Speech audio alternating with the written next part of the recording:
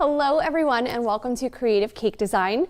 I am Rachael Teufel and I'm so excited that you'll be joining me today to create this adorable bear cake. It has a rainbow, a little bit of sunshine, and who doesn't need that on a Friday? I want to share with you first, just be sure to download any supply lists and materials that are in the chat box. That will be able to give you the free download of the modeling chocolate recipe.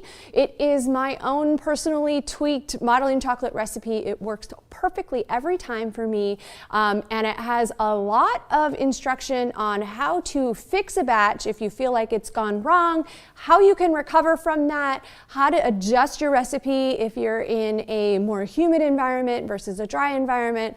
There's lots of info in there, so I encourage you to download that information, check it out, give it a try. The recipe is perfect. It's absolutely fantastic and makes a beautifully white modeling chocolate to get started with, which is definitely what you want to make crisp, clean clouds.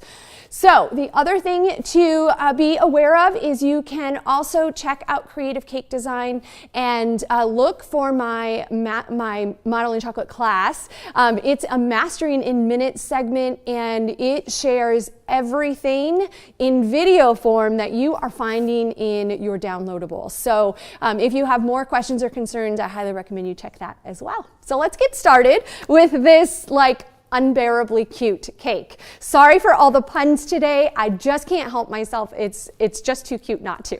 So what you want to start with is a cake of any size. So this is actually a 6 by 4 inch round cake. And the demonstration cake that I created for you is a double barrel. It is a 6 by 8 inch tall cake. So you could definitely create a taller version of the cake that I'm going to show you how to create today, as you can see here. But I wanted to give you guys a little bit of a twist on the original design. More so because not everybody likes creating double barrels. I love the extra height of them, but they can be a little challenging structurally. And so if you're a little nervous about the double barrel, don't worry. This cake design is just as cute on a shorter, more standard and traditionally sized cake. So don't stress too much over sizing being different. Just jump in there and have fun. This is a really quick, easy, it is a super fun cake to create. So start with your cake. You can do this on either a buttercream iced cake or a fondant covered cake, whichever you prefer. This one is a fondant covered cake, and the original, because it's a double barrel, I always find it easier to panel and use a paneling technique on a double barrel. So definitely check out some of the other classes on Creative Cake Design if you want to try the double barrel. We've got lots of great classes to show you how to create that flawlessly as well. So don't forget, we've got a chat box. I'm going to be checking in every once in a while. So if you come up with any questions or concerns while we're doing this demo with you, feel free to pop into the chat. Let us know where you're from. Let us know if you are excited about a double barrel or a single. I always like to know what our viewers want to see as well. So please do that as well. All right, so start with your cake, buttercream or fondant, your choice. And I have a tendency to build as I go. I like to start at the top, typically work my way down, and then add all of our extra decor. So I'm actually going to start you off with creating clouds. Now, creating clouds can be more elaborate, but they don't have to be. So don't overthink this cake at all. Make this as simple and straightforward and easy as you can. So you are literally just going to take white modeling chocolate. Now, if you are busy and you don't have time to make your own modeling chocolate like I do, don't stress. Use pre-made modeling chocolate. And there are lots of brands out there for you to choose from.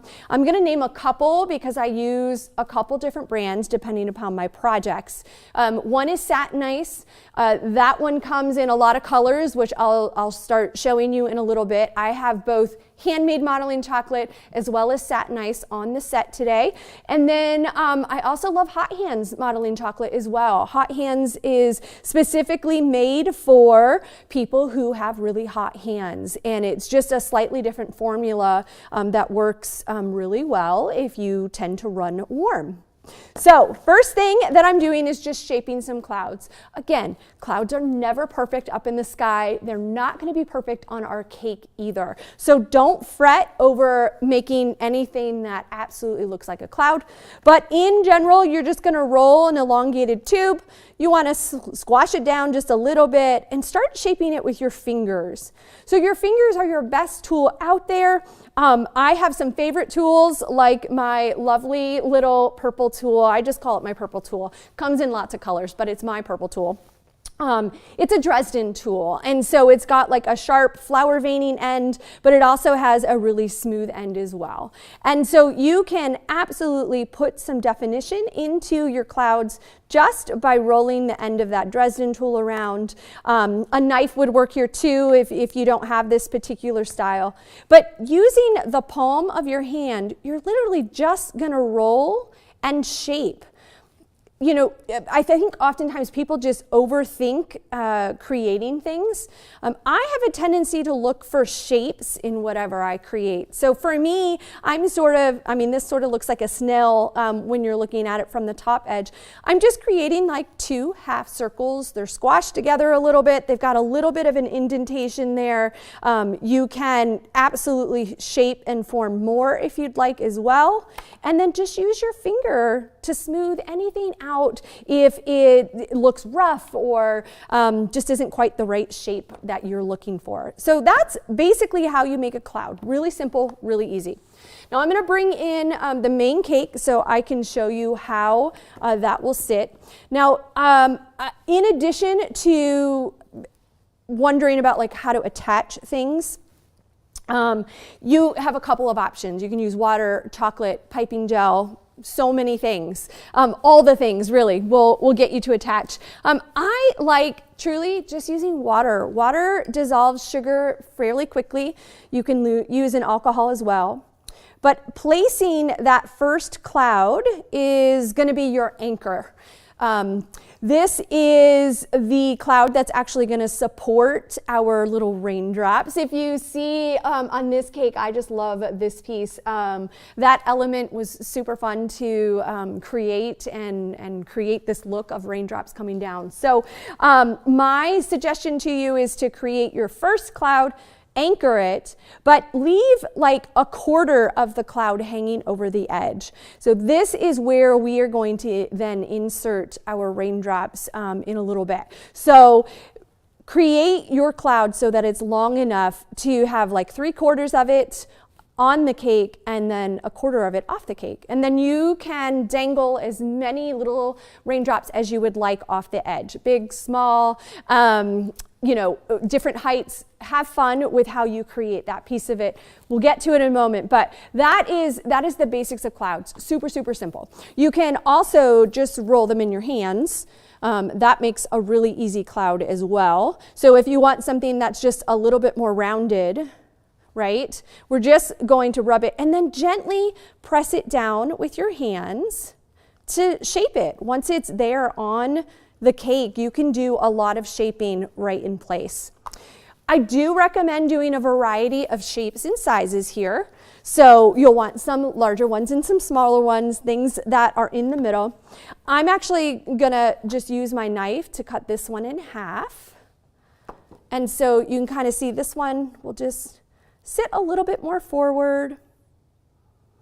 When you slice your modeling chocolate, it kind of is a little sticky and tacky in there. So you don't always have to moisten your surface in order for this to adhere. You can just use, so look, I can't even pick it up because the surface of our fondant is a little, you know, it's soft, but it's got a little tackiness to it. And our modeling chocolate, of course, when you cut into it, has a little bit.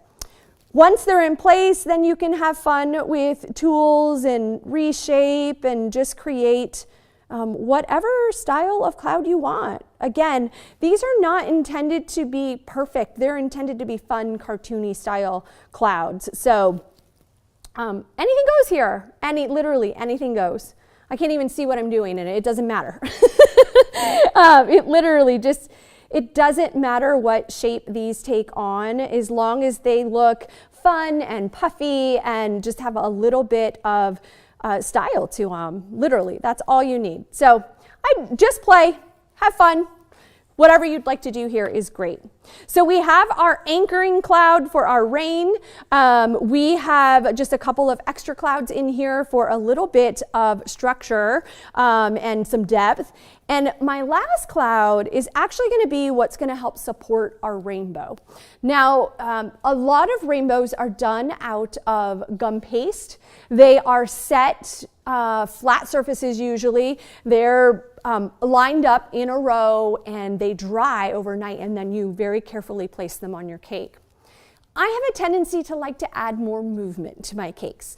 And in that case, gum paste doesn't always work. And so utilizing modeling chocolate is the way to go here, because creating this type of twist with a gum paste item isn't gonna be nearly as easy as it would be if you were using a different medium. So you can definitely make this out of gum paste if that's your comfort level. You can prop it and do some things to make it work, but modeling chocolate truly is our friend here. So I encourage you to play with a different medium. If you haven't played with modeling chocolate before, do it. It will change your sugar life, I promise you. It will seriously change everything for you. So in order to make our structural cloud, I am going to give it a little bit more height. And I'm actually going to keep that like curvature that we want for the rainbow to start and stop. And it's going to sit just behind our anchoring cloud. And the reason for that is this anchoring cloud is where we're going to start lining up our rainbow and curving it over the modeling chocolate so that it has structure below it. So this is what's going to allow our rainbow to stay upright without any dowels, wires, prep ahead of time and doing gum paste and propping it. This is why I love this cake, is because it is something that you can just create live in the moment. It's just super easy. So create that shape that you want. Again, I like having just a little bit of a curvature to it. You can see too that we have a little bit of a gap in there. So know that modeling chocolate has more structure than fondant. So I don't usually recommend fondant for something like this that's going to add support to additional pieces, because fondant is going to slowly kind of melt.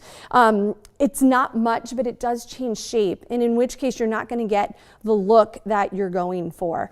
It doesn't have the same support that modeling chocolate does. So don't attempt it with fondant unless you're going to mix it with something like a Tylose powder to give it more strength, or even just letting these, if you make the clouds in advance out of fondant, they will get firm and then they can provide structure for you, but you really got to give that time to dry up and do its thing so that it actually will give you the structure that you need. So there's clouds. We're going to set that aside for just a moment. I have the next piece, which is actually going to be our sun. And this is just modeling chocolate. It's rolled super, super thin. When we are applying modeling chocolate in the sense of just directly onto a surface, it doesn't need to be thick. You're in that case just wasting a little product. So go as thin as you can, because this stuff, it holds up, it does what it needs to do. It doesn't have to be super thick like fondant. In this instance, you absolutely could use fondant because it's going to go directly on the cake. It will be supported. You will have no issues with structure with this part of the design. But again, I just love working with modeling chocolate. So that's what I'm doing. Okay, Oh, good. I kind of already answered that question, didn't I? Tammy is asking what the difference between using fondant versus modeling chocolate is. And I feel like they've answered that, but if you have more questions, feel free to let me know. It definitely has more structure, so it can hold up better in general compared to fondant. Fondant is meant to stretch and just be a very smooth surface rather than modeling chocolate, which really holds up, it stands up, it does what you want it to do. It's more like a Play-Doh consistency versus a really soft fondant, which is just intended to cover other things. So, biggest difference is there. I definitely go into more detail in my modeling chocolate class, and in fact, I have a short video on creative cake design that talks all about the differences between modeling chocolate and fondant, modeling chocolate, fondant, and even gum paste too. So we kind of throw the three of them in there, we compare, contrast them. It's a lovely video with lots of information. So if you need more of that info, go there. So our modeling chocolate is rolled thin, and you can absolutely use cookie cutters here, but I know that a lot of people don't have access to every cake tool out there. You should have circle cutters in your arsenal of cake tools just because they're one of the most used objects in the cake industry, especially for novelty style cakes. But if you don't have one, don't stress. I just use the lids to my modeling chocolate and my fondant buckets. So depending upon what size you want to use, the larger cake has the larger lid literally from my Choco Band fondant. And then this one is just the smaller one that my modeling chocolate and gum paste and things like that come through. So I like to just give a little bit of pressure, use your knife and follow along the edges, super easy. Just don't cut yourself, especially if it's a sharp knife. Just like that, super, super easy. Make sure you pull away any excess so that you don't distort this shape, and then you can kind of get in there. If you have any frays or little pieces that are kind of hanging out, try to get those off now. Just running your finger along the edge will soften that cut, and so it won't look as jagged. So just rub your finger a little bit. And then you need to decide where you're going to go from here. So you can make sure the whole sun is on there. You can just put a portion of the sun on. Your choice. You can do as small or as big of a sun as you would like here. So I actually really like just that this is sort of hanging off. It's almost like the sun is coming up into the sky rather than it just being nice and bright and up there. And then just a little pressure with your hand. This is the other sort of beauty, is it molds so perfectly. Now, it has been sitting out, so it's not tacky, which is great because then you can shape this and then you can decide where you want to put it. One more feature of modeling chocolate. If it's been sitting out for a little while, not only can you roll it back and use it again, but again, it holds its structure. If you can get fondant to do this, where it stands up perfectly, doesn't move at all, you would blow my mind, literally. I've not found a fondant brand that does this well. But again, this is another bonus to modeling chocolate, just that it has so much structure.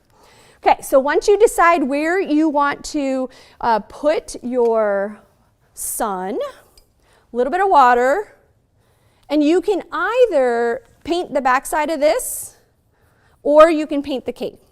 My tendency is to paint the backside of my objects, more so because I can control then, not having it outside of the shape that I'm going for. But your choice, whichever one works better for you. And I'm just gonna gently smooth that into place. And then using my knife, just going to cut the edge off. So this excess piece is no longer needed. We would just cover our edge now with a little bit of ribbon in order to make a perfect seam. Okay, so that's the first part of the sun. Second part of the sun, you can use a cutter for this. If you don't have a cutter, you can just make a triangular template out of anything you have, whether it be cardboard or even just a cardstock paper works really well. And then you can place it and trace it just like I did the lid. If you happen to have some diamonds, just go ahead and apply a little pressure, and we're just going to cut out a handful of diamonds.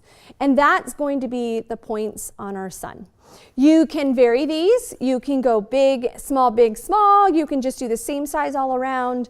You could even alternate this with an orange color, or even do a yellow diamond and then put your orange smaller one over top of it. That would be really cute too. Just to add a little bit more color and variety to your sun. You could also even just texture it with, or color it with a little bit of powdered dust, and that works great too. So, great thing about the diamond cutter is that it creates a diamond, but if you slice the diamond in half, you now get 2 triangles. Slightly less work than creating individual triangles, but again, use what you have at home. Don't rush out and just buy all the things. I mean, you can if you want to. I have accumulated quite the closet of, room now of cake tools. But, when I'm doing this for a business, that's a little different than doing it as a hobby. So, again, when I'm teaching, I try really hard just to share different ways to get the same effect and the same end result without having to spend a lot of money to get there. So, once you have your triangles cut, then I just use my paintbrush, a little bit of water, and I'm going to start on one edge of the sun and just use your finger to pull gently. I mean, I am barely touching this. I am just pulling the edges of that triangle towards the edge of the sun, that circle. And what that does is, because a triangle has a straight edge, watch, we'll put that one there. It's got a straight edge, and so the roundness of the sun doesn't allow that to connect perfectly, but just a little tug on those corners seams it literally right together. And just keep going around until you get to the opposite end. Super, super cute, super easy. Anybody can do this. Get the kids involved. It's just a fun way to brighten someone's day, right? All right, any other questions? Let's see what else we have. Awesome. Oh, Tammy, I'm so glad you're going to try it, because it literally will change your life using modeling chocolate over fondant. It's just so much easier. It's not, I love it because it just has so much structure. It's been in my arsenal of tools for a long time now, and I will never change. I guess I shouldn't say never, because our industry is always being innovative and creating new things. So maybe somebody will come along with a better product than modeling chocolate, but I don't know. This stuff is real good for me. So. All right, just keep working your way all the way around. We have another question for Doreen. Sash down 3 tiers. Oh, sorry. Would modeling chocolate be best to making a sash down 3 tiers for a scout sash, so draping down all over all of them? Absolutely. I would not go to gum paste or fondant for any sort of sash. It is just not the best product. And I think that's something that is important, especially as we get started in this industry, is knowing which product is the best product to use is difficult until you try them all. And that is literally what I did when I first got started. I tried all the things, all the products, all of the fondants. I tried every fondant that was out there. Now, mind you, 20 years ago, there were very few options in the realm of fondant. There were only a handful of companies making that product. But now we have endless options. We have endless varieties, from things that are specifically made for tropical humid areas to products that are made specifically for dry climates to fondants that taste different colors. I mean, the options are truly endless at this point. So based on where you live and your climate, you may find that using modeling chocolate is more challenging because it's so hot or humid. In drier climates, you are going to absolutely love it because it doesn't dry out. Modeling chocolate, it does eventually dry out, but not nearly as quickly as it does in other climates. So fondant, for instance, for me, will start to get a skin almost instantly when I roll it out in Denver. Very dry climate. And I'm in Minnesota right now filming, and here my fondant doesn't get the skin quite as quickly. And mind you, it's been rainy, so it's very humid here right now, but it doesn't dry out the same way. And modeling chocolate really isn't affected so much by moisture. It is, but not like fondant. It is affected more by temperature. So if you're in a super hot environment, this may not hold up nearly as well for you, and you may need to use gum paste. So you've got to play with each of these brands, each of these mediums, and figure out what's going to be best for you in the long run. And that may change depending upon the time of year. What I use in the winter and what I use in the summer are two very different things. They usually involve modeling chocolate in some way, shape, or form, but it might be mixed with a little bit of fondant, or it might be mixed with a little bit of gum paste to change up the structural integrity of these products. So I do encourage you to play, and it really does depend on where you are in the world, really. All right, so Doreen, best of luck with you with that sash. It sounds like an absolutely adorable cake, by the way. Love that. And if you make that, please share photos with us, because we want to see what you guys are making after you've taken a little session like this. We want to see how it's affected your sugar production and like what you get to make. So share, share, share. That's what our community is all about. Okay, so let's move on to making the rainbow. And one of the things that I love about pre-made products, so again, I love making my own modeling chocolate, and most of the time, I don't have any time constraints. I make big batches, I wrap them up, I set them aside. But in a pinch, you can always use other products. Or if you simply don't want to take the time to make your own, use other products. They're already made. One thing that I really love about pre-made modeling chocolate is that they come in really rich, deep colors. And that is challenging to achieve on your own at home. So especially black, FYI. I always buy black modeling chocolate. It's not worth it to make it at home. So don't stress over those deep colors.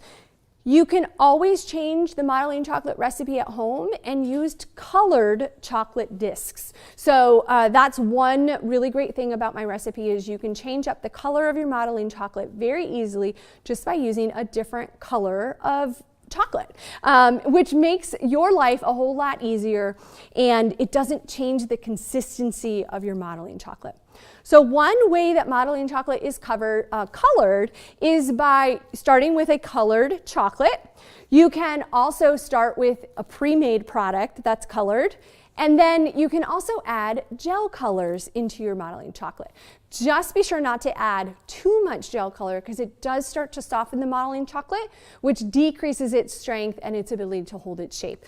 So make sure that you're sort of thinking about what you're using and how you're using it, and you'll get there and you'll be able to create whatever it is that you'd like out of your modeling chocolate. So this is the Satin Ice brand of modeling chocolate. These are the three primary colors that, it comes in a lot of colors, don't get me wrong, but I have a tendency to like to make my own colors, and so I tend to stock my primary colors, because I know that if I have primary colors, I can get to any color that I want to in the rainbow. So I like to roll out logs of my color when I'm doing a rainbow, just to get started. I know that I want to do 6 colors here. I'm not going to do the full 7, Roy G. Biv. Pretty close, but I left out one. my favorite color, which is crazy. I left out the violet, but sometimes you got to make life easy, right? So when I roll these out, I know that I need to mix these two together to get orange, and these two together to get green, and then these two together to get purple. And so I like to kind of divide these up a little bit.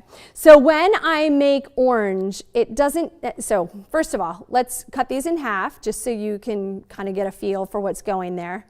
Lightest to darkest, because otherwise I will end up with a mix match of colors. So set those aside. Those three are going to be the main primary colors that you see there. And then I'm going to divide each of these in half. And now I'm going to go this way, and this way, and this way.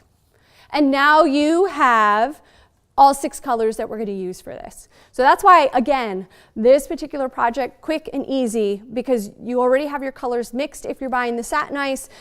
You can change up how much color you put into these, but this now equals the same amount of that. So you're going to have the same amount of color for all 6, makes it super easy. If you feel like mixing, when you're mixing this together, for instance, this might be a lot of red for the amount of yellow. If it gives me a deeper orange and I want a lighter orange, then you just add in a little bit more yellow to, adjust the color a little bit. But that's kind of like quick, simple, easy rule to follow. If you are mixing half and half in each of your color formations here, you will have the same amount of fondant or same amount of modeling chocolate in the end, and you will be able to create your full rainbow. So let's do green here. All right, what other questions do we have? Anything? How's this going? Are you guys, does this all make sense, I hope? This is by far one of my favorite and easiest styles of cakes to create. It's just so much fun. So, for instance, this one has more blue in it than yellow. Well, I mean, they're even, but what I've created is something that's more on the teal side rather than a true green side. So if you want this to be more green, like the one in here, you just need to add more yellow, which you can absolutely do. And this one is going to be our purple, although it's a real deep purple. So if you want to lighten it, and that's the other thing you can do, is you can always just add in white modeling chocolate to change your shade. So we add black to go deeper, we add white to go lighter. Let's see here. So it's pretty close to my favorite color, not quite. We're getting there though. Are the tools interchangeable from fondant to the modeling chocolate? Absolutely. All of the tools can be used with either modeling chocolate, fondant, gum paste. It doesn't matter. They're all in what I would call the same family. So you're still working with things that are soft and pliable, they cut easily, all of that. So yeah, all of these style of tools are the same. And remember, the same concept that I've just shared with you about the difference between fondant and modeling chocolate, some of those same differences exist with gum paste as well.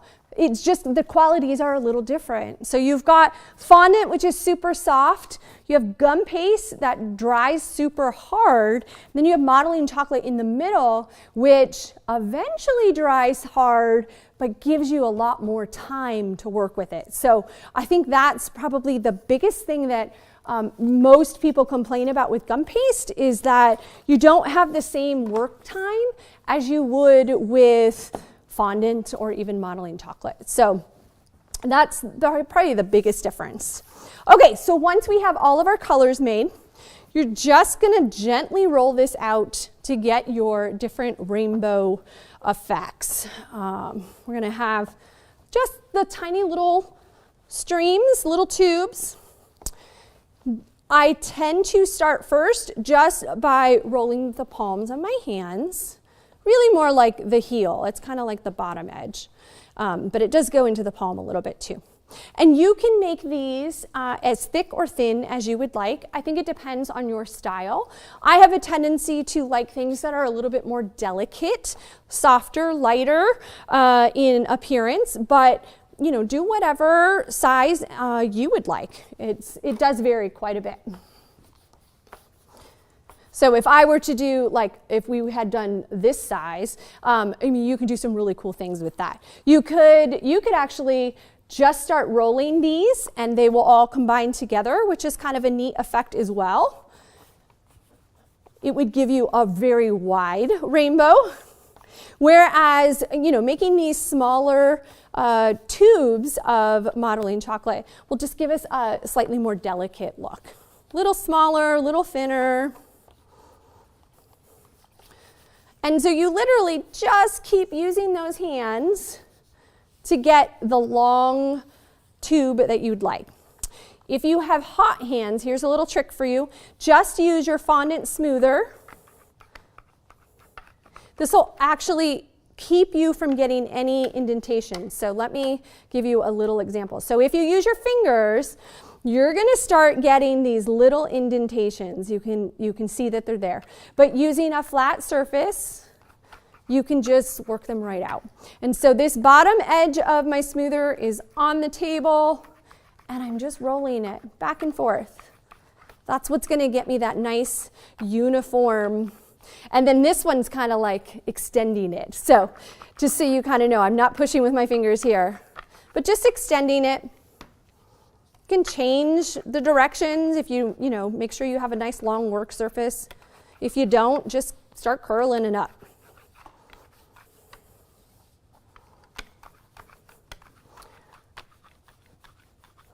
Can I paint on modeling chocolate? Kelly, fabulous question. The answer in short is yes.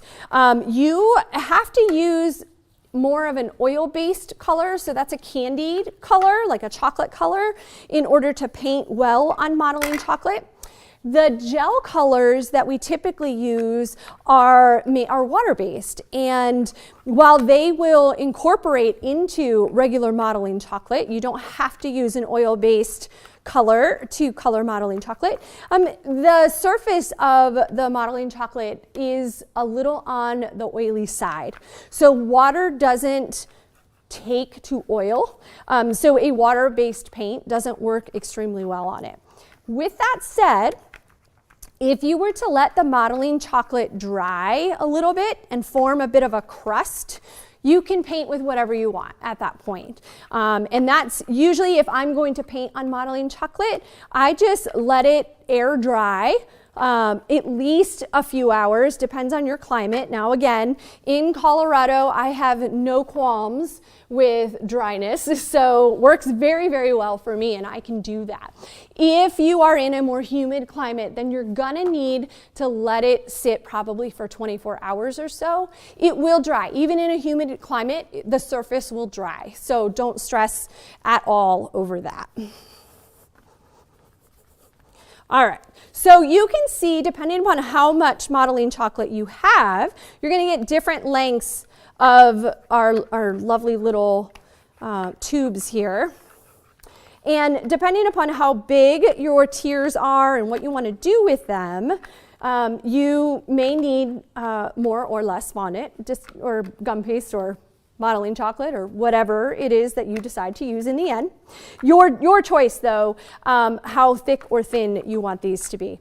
So I am working with a shorter cake this time, so I don't need it to be nearly as long as my first cake.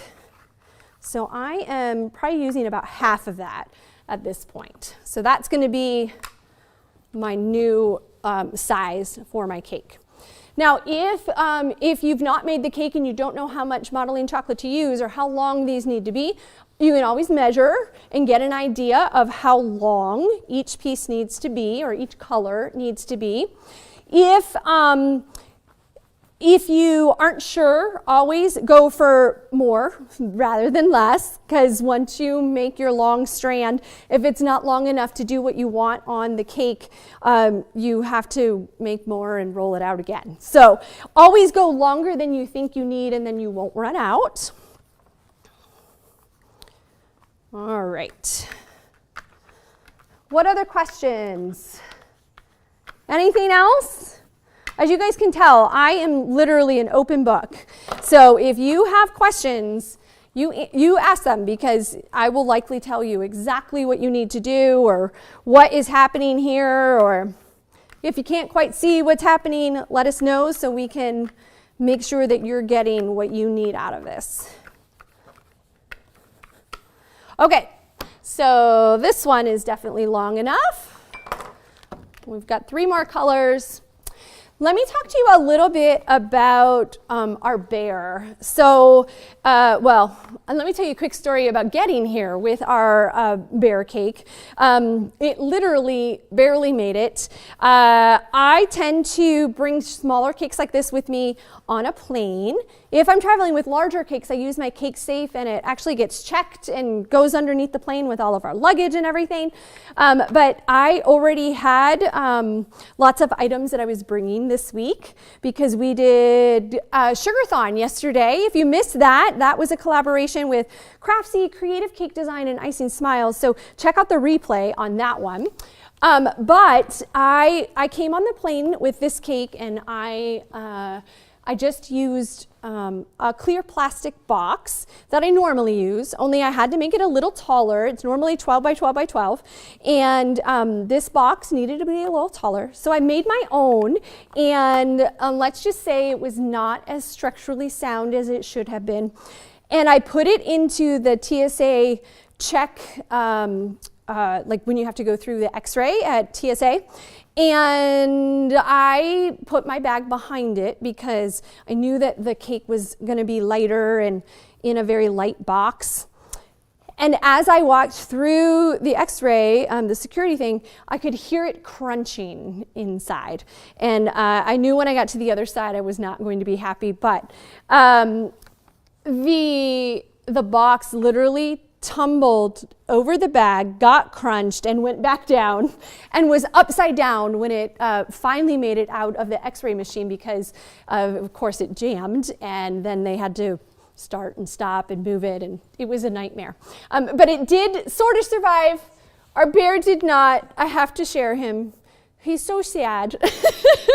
He's all smashed in, and he lost an arm, and yeah. So just know that cakes are not, well, they're usually not made for traveling through x-ray machines, but they can. But yeah, so it was kind of a funny story getting here and mending. So if you see errors on this cake, that's why it did not have a good time going through TSA pre-check and all that good stuff. So if you guys have traveled with cakes, I'm sure you have some really fun stories too, because no travel with a cake is ever the same. It's always kind of crazy and hectic and just ridiculous. I'm not sure why I put myself through that stress all the time, but I do, because it's fun and I like to do it. And you get lots of people like smiling and giving you these like, huh, is that really a cake in there? So, Jen, you have a great question about storing modeling chocolate. So as you can see, it's just hanging out on my surface, and if you're working with it, it can totally do that. If it's going to be out for a while, like if you're working an 8-hour day, most of us work far more than that, but just tuck it into a Ziploc bag, seal it up. You don't even have to individually wrap them if you're going to work for the day with them. If they're going to go longer than a traditional day, then I do highly recommend wrapping them with saran wrap and then tucking them away either in a Ziploc bag or right in the containers. These kinds of containers, you know, store it back in whatever it came in. So they will actually last quite a long time. So you don't have to worry about them drying out too quickly if you have wrapped them appropriately. Okay, let's see what else we got. I am going to start attaching my rainbow. So what I'm going to do here is cut one end just go flush on the first one, and then I am going to wrap it over top of my cloud. It was that easy. So now I'm going to come back in. I'm just going to put a little bit of water at the bottom. So let me show you that. It's literally, I'm just going to do this whole line here on the back side of that main cloud. Tucking it in. It's going to wrap over top of the cloud now. So little water right on top. And then give it a sec, let it adhere. And then you can do whatever you want with this. So you could have it come straight to the sun, you can angle it, you can do whatever you want. I think what I want to do is curl it this time, just for something fun and different. And so I'm just twisting to get rid of the excess so it sort of comes to a point. And then wherever it's going to attach to the cake, you just need a little bit of water. Like a little bit. It doesn't even take much. Even though modeling chocolate tends to be heavier than fondant and gum paste, it's definitely got some weight to it. You can make that happen. That's what's so great, again, about modeling chocolate. It does whatever you want it to do. So let's turn that a little bit so I can see. Shaping it. This one's going to be super fun. Where is... So I don't know if you guys can see it, but there is a little air bubble forming under my fondant. So I'm just poking it so it goes flat. That's how easy it is to get rid of an air bubble. Like, no, don't stress over that. Okay, and then for the next one, starting again right at the back side, just put a sliver of water wherever that next one is going to land. And if you don't know exactly where it's going to land, it's okay. Don't do the whole thing. Just add wherever you want. Tiny little cut, and right back onto your next color. Now, you can see I'm actually stacking this upright. So this is the structure from the cloud is literally giving me the structure for the rainbow as well. And then it just starts to twist. It can go underneath. Ooh, that's going to be pretty. Let's bring this up. I changed my mind. We're going to go like that. And then this one, we're just going to taper. This is going to be our longest one. Taper. And we're going to piece those together. So then, again, little water. Wherever that orange one is going to land, give it a little water, little something on the backside. You guys might have to tell me how this is looking because I can't quite see it. Let's roll that out just a little. That way we will be able to see it.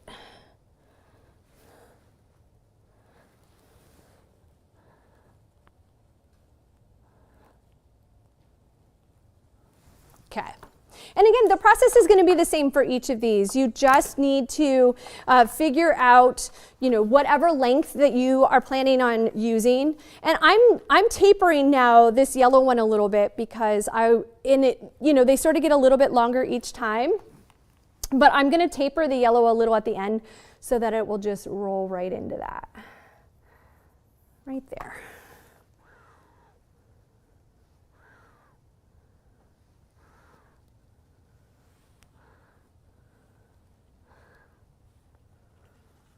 Sometimes you just got to play and work until you figure out, exactly what you want. You could stack it like I did and just have it roll flat. You could give it a little bit more, curve, whatever works. This is that's the fun part about cake and being creative is, the choice is entirely up to you. You can actually work the opposite way as well. So there's no rhyme or reason to what I'm doing here. It might be at this point easier to start here Oh, I like that little curve too. I'm gonna start here now to make sure that I get, the look that I want on this end. So sometimes, you have to change things up a little bit or go a different direction. If you're not happy with how this is playing out, change it. No stress.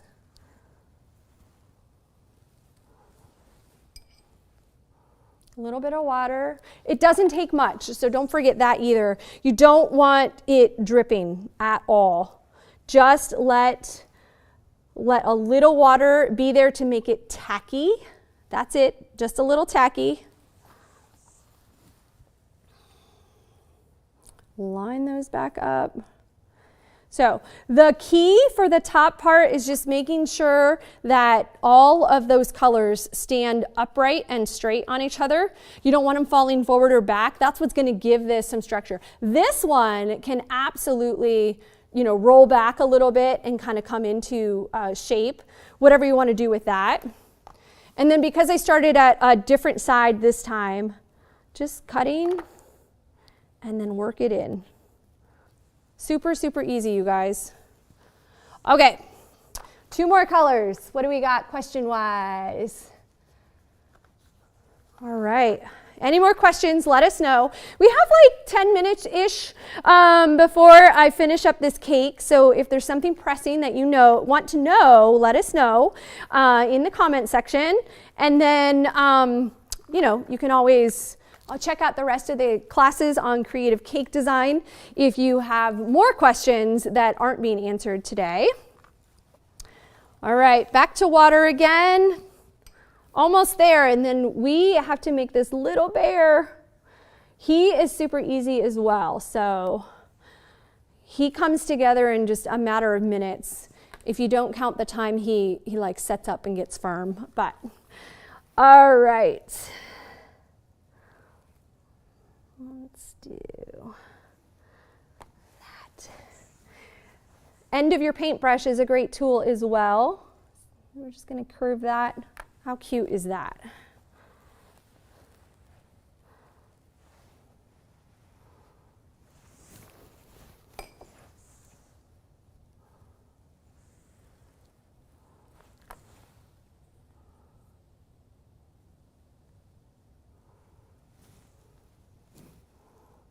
Uh-oh, he didn't make it very far. That's what happens when I change my mind mid-design. All right, I'm pulling him off just for a second. So what I'm going to do is just roll him a little thinner through the center. That way we don't have to start all over with rolling. You can, but you don't have to. He's just going to be a little thinner than the rest so that we can get all the way to the back side.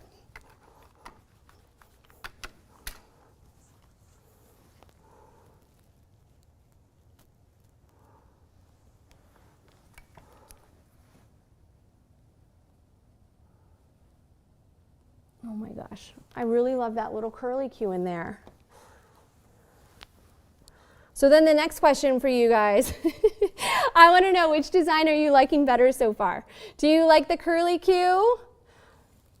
Or do you like the original, just straight down? There we go.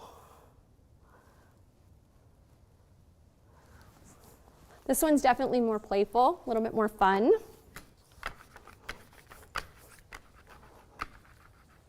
My whole thought process behind design is more that, have fun. Even though we have a structure that we thought, was set in stone, we thought that was the cake we were absolutely going to make.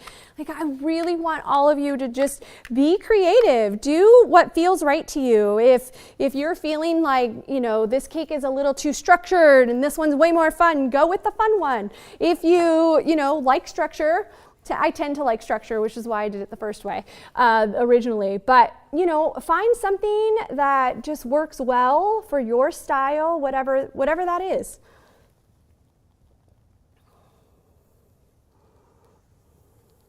I see a question from Jane. Where can you buy modeling chocolate?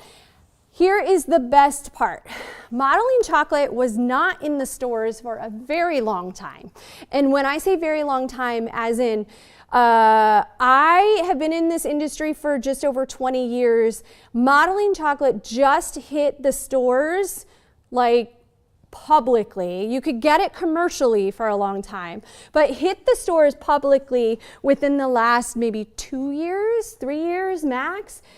You've been able to buy it online for sure, but Hobby Lobby now carries the Satin Ice brand of modeling chocolate in store, which is amazing because if you don't prepare for your cake in advance and you can't get it shipped in time for your project, you can just run up to Hobby Lobby now.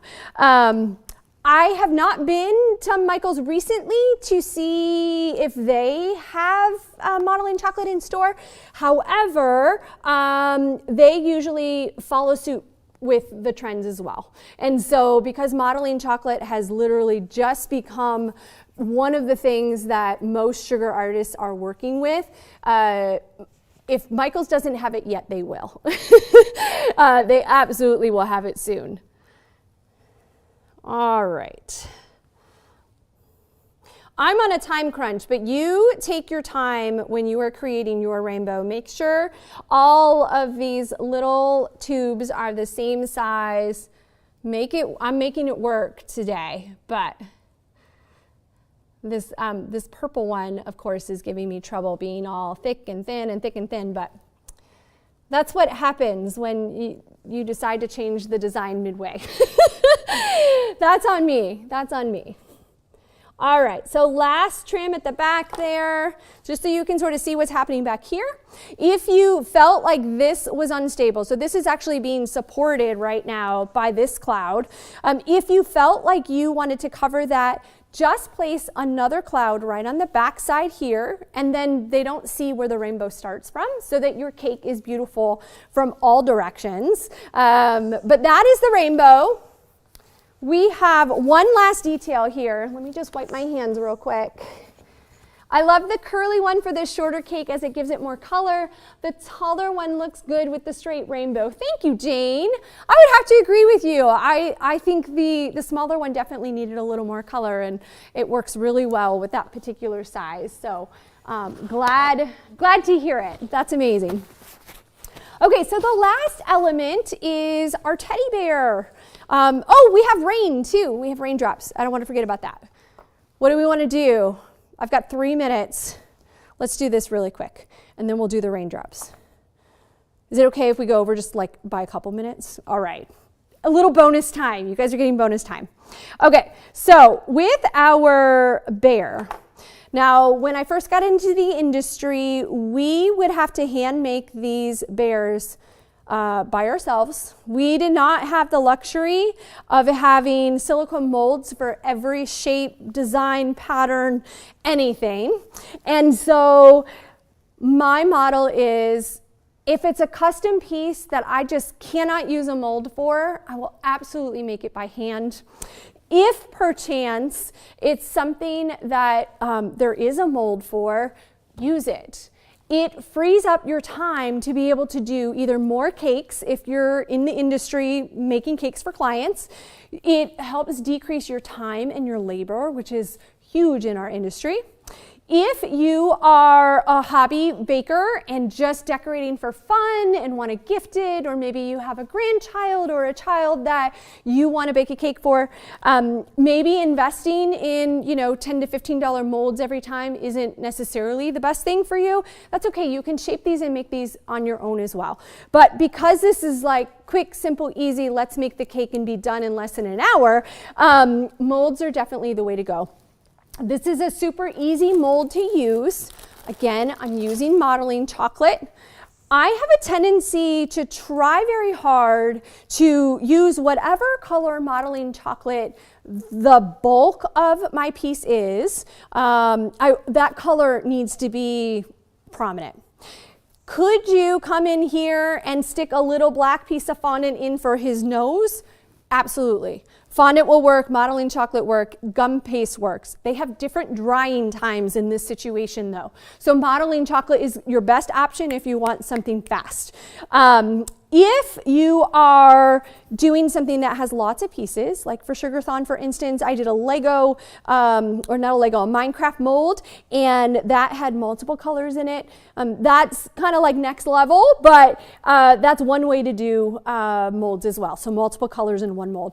For the sake of the bear, he really is mostly brown. So I'm using a tan color. I just made a little tip to be able to make sure I can get into his nose. And then I'm just gonna press the rest in. Now, this is a fairly deep mold. It has a lot of little crevices and different shapes. So don't skimp on the modeling chocolate here, but you can't overdo it either. Otherwise it makes him really spread and he kind of looks odd then. So I am going just above, and I'm sort of keeping an eye on what's going on over here. I'm going just above, and then I'm going to use my knife. Let me get that out of the way. I'm going to use my knife, and I'm just barely going over the edge of where he stops. So I'm sort of looking like, okay, he's got fur around the edges here. He's got a little ear here. Just making sure I've got a little bit of modeling chocolate in there. And then you just want to roll again, taper, and then tuck it in for like his paw, for instance. So if you were just to take this and try to smash it in here, it doesn't work. So don't do that. Take a piece or two here and there, tuck it in, use your finger. You can absolutely push this into place, but you will never then know if it got all the way down into the end of the paw. So that's just one little thought to keep in mind as you're building your bear or whatever mold you might be using. Always just start with a little piece that's tapered, and then use your finger, press it in, and just keep like working it through your mold. When you come to larger sections like his big belly, you can just press it all in there. Get most of your modeling chocolate down into the hole first, apply a little pressure, and then you can just work your modeling chocolate to each of those little holes. Same thing with the feet. I sort of, taper it so that we can make sure we cover the leg.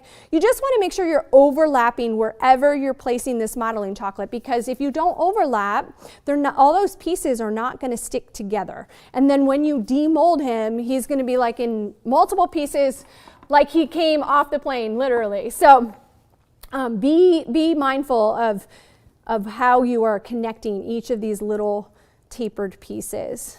And then I like to give it just one firm press. Make sure we've got enough going into each of those crevices, just like that. And then you do the same thing on the opposite side. You do this one a little bit faster. Just, making sure you're pushing each of them. Oh, you need to put a pot of gold at the end of the rainbow on the taller cake. That would be super cute, Jane. I like that idea. I felt like, when I was designing, I knew I wanted to do just a cute little teddy bear with it. And I think a pot of gold would go lovely with him as well. It's all about time, right? Sometimes I've got all the time in the world to do what I want, and sometimes I get an hour in a few minutes. All right, so again, I know he has a little tail in there, so I'm just making sure that modeling chocolate got in there. Press, shape, mold. I just want to show you how this goes together so that you can see how this little guy came together. All right. Now, if you have any areas that are low, so for instance, right here, we have a spot where the modeling chocolate is not level. So you want to make sure you either have extra here or just extra sitting in here. I have a tendency, again, just shave off the excess that goes on top. That also makes this just a tiny bit tacky, so that when you line up your mold and squash him together, they actually stick together. You want him to be seamless. You don't want him to come apart when you're demolding. Now, right now, this would go into the freezer. 5 minutes is all you need in the freezer. Chills everything up, and it's ready to go. I'm going to show you what he looks like if you don't wait or you don't freeze him. He just doesn't connect in all the places, and he starts to stretch. So I want to show you what not to do. Remember, 5 minutes in the freezer minimum. Make sure he comes out nice. But if you don't have good connection between the two, you can peek at that. Sometimes a little water will help, but freezing it will make sure that these pieces adhere and they come out nicely. So don't do what I'm doing right now, but I want to be able to show you, that demolding process so that his top hands didn't come out. But just so you can kind of see the process of molding, making sure that each of these elements are attached securely, and then you can trim off any excess if you need to. Sometimes there's excess, sometimes there isn't, but the little teddy bear, when he's solid and frozen up a little bit, comes out just like this. Now this one was made in the mold last night. It stayed in there for 12 hours. I didn't even put it in the freezer, and he's good to go. He even has a little flexibility. You can move him, shape him, change up his look a little bit if you'd like. But just a little bit of color is going to bring him to life. Not too much, don't go too crazy, but just a little color. And trying to avoid like his nose, for instance. So a smaller brush would do that part better, but I know he's a larger teddy, so we just want to get him moving.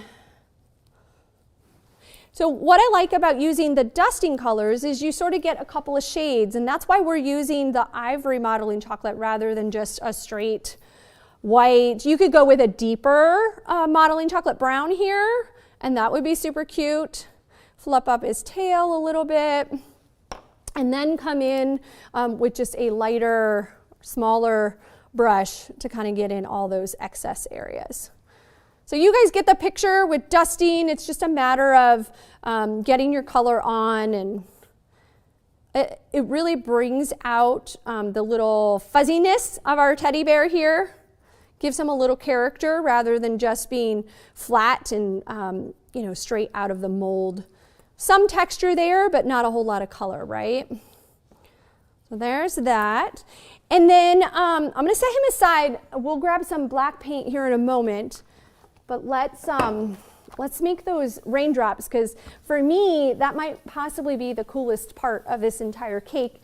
Is just that we have raindrops suspended in the air. They are suspended by clear thread. So super easy to get your hands on some clear thread, local craft store, no big deal. Very easy to find. Let's see. So what you want to do is just start at one end. You can use fondant or modeling chocolate here. I'm actually going to grab some fondant just because it's going to match the color of my cake better, because I covered this cake in fondant, remember? And I want the rain to be similar to the sky. You could go white. You could do something else if you'd like as well. But I just sort of start by making a little teardrop. It's not going to stay that shape, so don't stress over that. But you just want to make sure that you take this little piece of thread. I know you can probably not see this, and I apologize for that. But this little piece of thread, and just wrap it around, and then squash it together again so that it's covered. So now it's hanging. You don't have to tie a knot or do anything. It's just the end of your string. And then right in your palm, go ahead and just sort of shape a ball.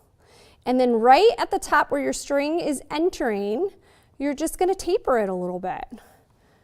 And that's literally how easy the teardrops are. Now, if you're struggling with keeping this vertical, you just taper that bottom piece one more time. So I'm just going to get him a little cleaner. Just like that.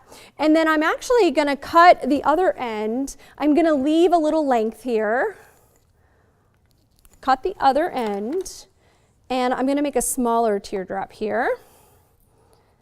Keeping my thread because they're really hard to find. Unless you pick up that other teardrop and, you know, maybe you'll misshape them, but they can be a little hard to find. So I sort of just keep it between my fingers here to make sure I don't lose it. Roll it in a ball, connecting that piece of thread in there. Well, that's not the end. And you'll understand why I'm doing 2 on 1 in just a second. This is what helps secure it and make it stay hanging. I'm sure you could tie a knot at one end and still make it work as well, but for me, I just kind of found this to be easiest. Okay, so let's put that one in the palm, just like that. Little taper.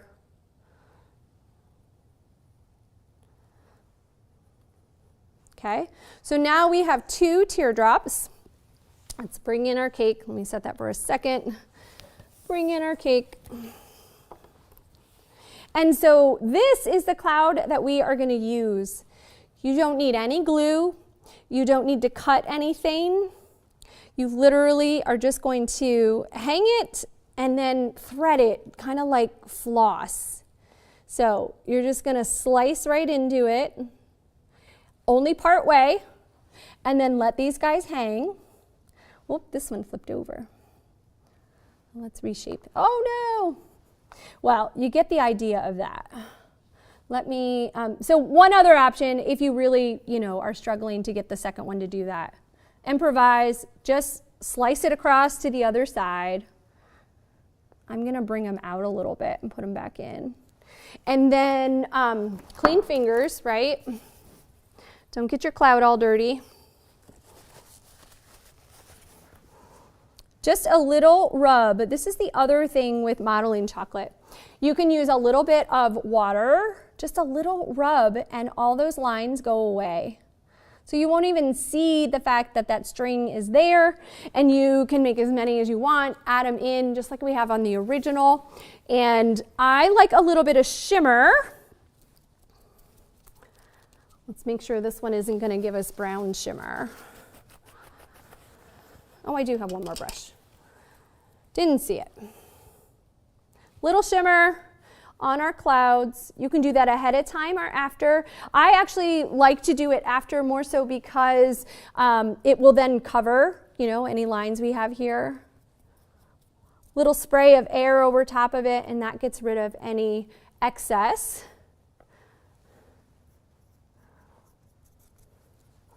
Okay, and our little bear is going to hang out here.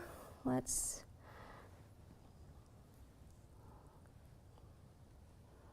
pull him. See, you can make adjustments as you need to, except now I put brown on my cloud. Don't do that. But he's kind of hanging with our rainbow.